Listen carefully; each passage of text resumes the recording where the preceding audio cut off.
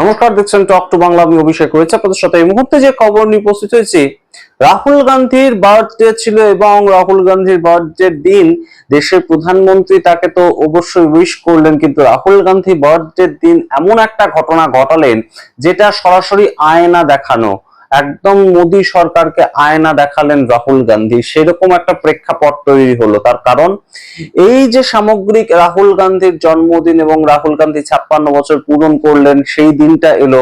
সেই ক্ষেত্রে নরেন্দ্র মোদী অনেক কথা বললেন এবং অবশ্যই উইশ করলেন তাকে। তার এলওপি হিসেবে তিনি উইশ করলেন এবং লোকসভার এলওপি হিসেবে অবশ্যই এই যে সম্পর্ক, দেশের প্রধানমন্ত্রীর জন্মদিনও রাহুল গান্ধী উইশ করেন এবং রাহুল গান্ধীর জন্মদিনও প্রধানমন্ত্রী উইশ করছেন। এই সম্পর্কই কিন্তু দেশের রাজনীতিকে কোথাও গিয়ে সামনের দিকে নিয়ে যায়। এই বিষয়টা কিন্তু অবশ্যই পজিটিভ একটা আমাদের দেশের রাজনৈতিক পরিমণ্ডলের ক্ষেত্রে দিক, এবং সেটা অবশ্যই আমাদেরকে সেলিব্রেট করা উচিত। তো রাহুল গান্ধীর জন্মদিনে তিনি কি ঘটনা এমন ঘটালেন যেটা একদম সরাসরি বিজেপিকে চোখে আঙ্গুল দিয়ে দেখিয়ে দিল যে ভারতবর্ষ যেভাবে চলছে সেটা সঠিক নয়, এবং ভারতবর্ষে কোথাও একটা অন্য ধরনের চিত্র উঠে আসে, যে চিত্রটা কখনোই হয়তো ভারতীয় জনতা পার্টি তারা খুব একটা অ্যাড্রেস করতে চায় না। সেটা হচ্ছে জেন জি বা বেকার যুব সমাজ। বেকার যুব সমাজ যে কত দূর পর্যন্ত বিস্তৃত, সেই ছবিটা উঠিয়ে আনলেন রাহুল গান্ধী। রাহুল গান্ধী কয়েকদিন ধরেই আমরা দেখতে পাচ্ছি যে ইন্ডিয়ান ইউথ কংগ্রেস এনএসইউআই তাদের পক্ষ থেকে রাস্তায় বেরোনো হচ্ছে এবং নিট পেপার লিক ইস্যুটা নিয়ে তারা প্রতিবাদে সামিল হচ্ছে, প্রতিবাদে মুখর হচ্ছে। একদম রাহুল গান্ধীর এমপি দীপেন্দর হুডা তিনি রাস্তায় পর্যন্ত নেমেছিলেন, জলকামানের মুখোমুখি হয়েছিলেন। কিন্তু রাহুল গান্ধী কোটাতে গিয়ে গত পরশুদিন যে ধরনের আন্দোলনটা করেছেন সেটা অবশ্যই অবশ্যই গুরুত্বপূর্ণ, এবং আন্দোলন বলতে তিনি যেভাবে ছাত্রদের মাঝে দেখিয়ে দিয়েছেন যে কিভাবে সরকার প্রত্যেকটা পরীক্ষার ভিত্তিতে টাকা নেয়, কিন্তু সেই পরিমাণ টাকা কোনোভাবেই এডুকেশন বাজেটে খরচা করা হয় না। কতজন এই মুহূর্তে পাশ করছে? প্রতি 1000 জনের মধ্যে মাত্র 12 জন গ্রাজুয়েট চাকরি পাচ্ছে, বাদ বাকি 988 জন হারিয়ে যাচ্ছে। সেই জিনিসগুলো যেভাবে রাহুল গান্ধী তুলে ধরেছেন, ঠিক একই কর্মক্ষেত্র তিনি তৈরি করলেন। কর্মক্ষেত্র কেন বলছি? মেগা জব ফেয়ার, এই ছিল একটা বড় সড়ো ইভেন্ট দিল্লিতে কংগ্রেস পার্টির তরফ থেকে করা হয়েছিল, যেটা অবশ্যই বড় সড়ো সাড়া ফেলেছে, এবং যেখানে প্রত্যেকটা দেয়ালে একটা বড় সড়ো ক্যাম্পাস ছিল এবং সেখানে প্রত্যেকটা দেয়ালে লেখা ছিল জেন জি নিডস জব, অর্থাৎ একদম জেন জি চাকরি দরকার। খুব গুরুত্বপূর্ণ এই মুহূর্তে, এটা সময়ের দাবি। এইটা এই মুহূর্তে কিন্তু সময়ের দাবি, এবং এই দাবিটা জানাচ্ছে দেশের যুব সমাজ। তা না হলে ককরোচ জনতা পার্টি তাদের আন্দোলন তৈরি হতে পারে না। তা না হলে ককরোচ বলে দেওয়া, একদম দেশের প্রধান বিচারপতি ককরোচ বলে দিয়েছেন যুব সমাজকে। এইটা নিয়ে একটা এত বড় মুভমেন্ট, ডিজিটাল মুভমেন্ট তৈরি হতে পারে না। সেটা রাস্তায় যখন নামছে সেখানেও তারা বিপুল পরিমাণে সাড়া পাচ্ছে। এনএসইউআই ইন্ডিয়ান ইউথ কংগ্রেস তারা যখন রাস্তায় নামছে বিপুল সাড়া পাচ্ছে তারা। এটা হতে পারে না, তার কারণ দেশের যুব সমাজ চাকরি চায়, এবং সেই জায়গাটাই একদম মেগা জব ফেয়ার, অর্থাৎ একটা মেলার মতন তৈরি হয়েছিল। সেখানে রেজিস্ট্রেশন হচ্ছে, প্রত্যেকেই তাদের নিজস্ব সার্টিফিকেট নিয়ে আসছে এবং সেখানে রেজিস্ট্রেশন হওয়ার পর একটা স্টেডিয়ামের মধ্যে প্রত্যেকে ঢুকছে, এবং যে যে কোম্পানি কংগ্রেসের তরফ থেকে ঠিক করা হয়েছিল যে যে কোম্পানি আসবে তারা বসে ইমিডিয়েটলি তাদেরকে ইন্টারভিউ নিচ্ছে, তাদের জব ওরিয়েন্টেড কিছু প্রশ্ন করছে। তারা যদি সেটা পারে তাহলে ইমিডিয়েটলি তাদের অফার লেটার দিয়ে দেওয়া হচ্ছে, তা না হলে তাদেরকে পরবর্তী অন্য কোনো কোম্পানিতে ইন্টারভিউ দিতে হচ্ছে। একদম ক্যাম্পাসিং এর মতন একটা স্টাইল করে, যার যেমন যোগ্যতা তার তেমন চাকরি, সেই কাজটা রাহুল গান্ধী করেছেন রাহুল গান্ধীর জন্মদিনের দিন। এবং এই জিনিসটা কিন্তু প্রতিষ্ঠিত হলো যে অবশ্যই সরকারের যেটা করণীয় কর্তব্য, সরকারের তো কাজ হচ্ছে চাকরি দেওয়া, সেটা সরকার করতে কোথাও ব্যর্থ হচ্ছে বলেই দেশের বিরোধী দল তাদেরকে এই ধরনের ইনিশিয়েটিভ নিতে হচ্ছে। এবং সেক্ষেত্রে কত পরিমাণ মানুষজন যে চাকরির খোঁজে ঘুরে বেড়াচ্ছে সেটা একদম কোথাও গিয়ে স্পষ্টত হয়ে গেল।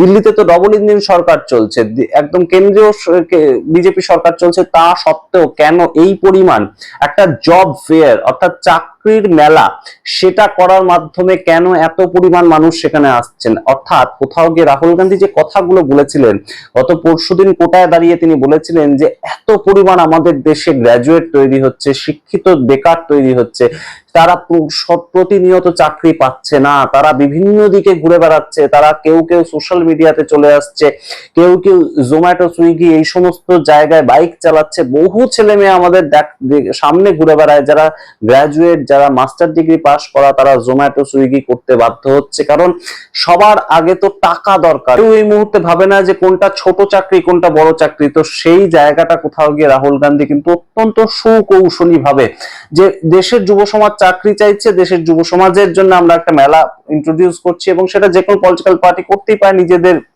দক্ষতায়, নিজেদের ক্ষমতা। তো সেই জায়গায় তারা এসে চাকরি খুঁজছে এবং চাকরি পাচ্ছে। কিন্তু যে বিশাল লাইন দিল্লির রাস্তায় দেখা গেল, সেটা কিন্তু কোথাও একটা সরাসরি চ্যালেঞ্জ করা হলো ভারতবর্ষের এডুকেশন সিস্টেমকে, ভারতবর্ষের যে বেকার সমস্যা সেইটাকে কোথাও গিয়ে অ্যাড্রেস করছে না কেন্দ্রীয় সরকার, সেটা সরাসরি একদম চোখে আঙুল দিয়ে দেখিয়ে দিলেন রাহুল গান্ধী তার জন্মদিনের দিন। অবশ্যই গুরুত্বপূর্ণ, এবং রাহুল গান্ধী যে কথাগুলো বলেছেন বারংবার, সেই কথাগুলো কিন্তু কোথাও গিয়ে বারংবার যা দেখে আমরা প্রমাণিত হয়, সেটা কিন্তু অবশ্যই এই মুহূর্তে সিরিয়াসলি নিতে শুরু করেছেন প্রত্যেকেই। সারা দেশ জুড়ে এই মুহূর্তে বারংবার প্রমাণিত হয়েছে যে রাহুল গান্ধী যা যা বলেছেন সমস্তটাই কিন্তু প্রত্যেকটা ভেবে চিন্তে, প্রত্যেকটা দূরদৃষ্টি সম্পন্ন কথা। তার কারণ তিনি এর আগেই বলেছিলেন যে জিএসটি যেভাবে লাগু করা হচ্ছে, সেটা কোনো মতেই কিন্তু এই জিএসটিটা কার্যকর করাটা খুব একটা সরকারের পক্ষে লাভ হবে না। ঠিক আমরা তেমন ভাবেই দেখলাম জিএসটি রিফর্ম হয়ে গেল হঠাৎ করে। যে জিএসটি 2016 সালে লাগানোর, সেই জিএসটি আবার রিফর্ম করতে হলো 2025 সালে। আমরা 500,000 টাকার নোট যেভাবে একদম বন্ধ হয়ে গেল রাতারাতি, রাহুল গান্ধী তখনও বলেছিলেন খুব একটা এতে লাভ হবে না, কালো ধন যেটা, সেটার জন্য তো 500,000 টাকা বন্ধ করা, সেটা খুব একটা লাভবান হবে না দেশ। আমরা ঠিক একই রেজাল্ট দেখেছিলাম। রিসেন্টলি রাহুল গান্ধী 3 মাস আগে থেকে বলছেন, যখন থেকে যুদ্ধ শুরু হচ্ছে সবে, তখন থেকে রাহুল গান্ধী বলছেন যে এই যে যুদ্ধের ফলে ভারতবর্ষকে একটা ইকোনমিক ক্রাইসিসের মধ্যে দিয়ে যেতে হবে।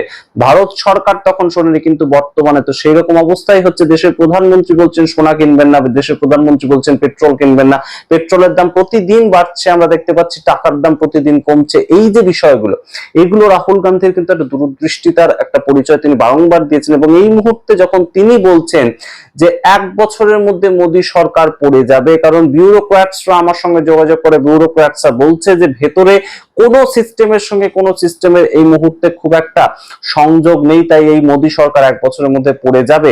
তখন কিন্তু অবশ্যই গুরুত্বপূর্ণভাবে আমাদের তাকিয়ে থাকতে হয় যে রাহুল গান্ধী কোন চাবিকাঠিতে এই সরকারকে ফেলতে চাইছেন। এই গুরুত্বপূর্ণ বিষয়টা এই মুহূর্তে উত্থাপিত হচ্ছে রাহুল গান্ধীর জন্মদিনের দিন। তিনি 56 বছর বয়সে এই কথা যখন বলেন, অবশ্যই কিছু না কিছু ভেবেচিন্তে তো বলবেন, এবং দেশের বিরোধী দলনেতা এই মুহূর্তে তিনি, অবশ্যই তাৎপর্যপূর্ণ। 2024 সালে আমরা দেখতে পেয়েছিলাম যে তার পলিটিক্যাল কেরিয়ার 2004 সাল থেকে শুরু হয়েছে, তিনি সংসদ হয়েছিলেন প্রথমবার, এবং এই 2004 থেকে 2024 পর্যন্ত তার পলিটিক্যাল কেরিয়ারের সবচেয়ে বেশি যদি তিনি একটা স্থাপত্য পান, নিজের জন্য একটা গুরুত্বপূর্ণ পজিশন পান, সেটাই 2024-এ তিনি ভারত জোড়ো ন্যায়যাত্রা করেছিলেন 2022 সালের পরবর্তী সময়ে। তার পরবর্তীতে 2024-এ একদম কংগ্রেস রীতিমতন বাউন্স ব্যাক করেছিল, 44 থেকে সংখ্যাটা 99-তে পৌঁছেছিল কংগ্রেসের একারই। তো সেইভাবেই কিন্তু রাহুল গান্ধী এই মুহূর্তে আবারও একটা বাউন্স ব্যাক করার চেষ্টা করছেন, এবং সেটা জেন জি মুভমেন্টটাকে সামনে রেখে। সেটা আমরা কোটার ক্ষেত্রে দেখতে পেয়েছি। পরবর্তী দিনে রাহুল গান্ধীর এই জেন জি মুভমেন্টটাকে সামনে রেখে এই যে স্টুডেন্টদের ভবিষ্যৎ বাঁচাও যে যাত্রা, সেটা তিনি করবেন প্রয়াগরাজে, সেটা তিনি করবেন পাটনাতে, সেটা তিনি বিভিন্ন জায়গায় এইভাবে করতে করতে আবারও দিল্লিতেই ফাইনালি করবেন।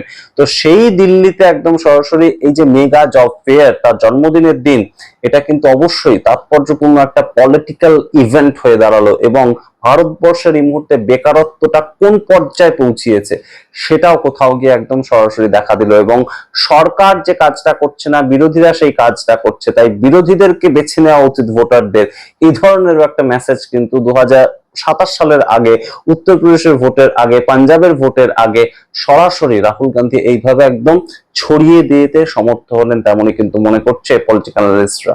আপনারা সামগ্রিক রিপোর্টের ভিত্তিতে কি মনে করেন অবশ্যই কমেন্ট বক্সে কমেন্ট করুন। দেখতে রাখুন talk to Bangla. Talk to বাংলার ইউটিউব চ্যানেল ছড়িয়ে দিন, এবং অবশ্যই সাবস্ক্রাইব করতে ভুলবেন না talk to Bangla YouTube channel. ধন্যবাদ।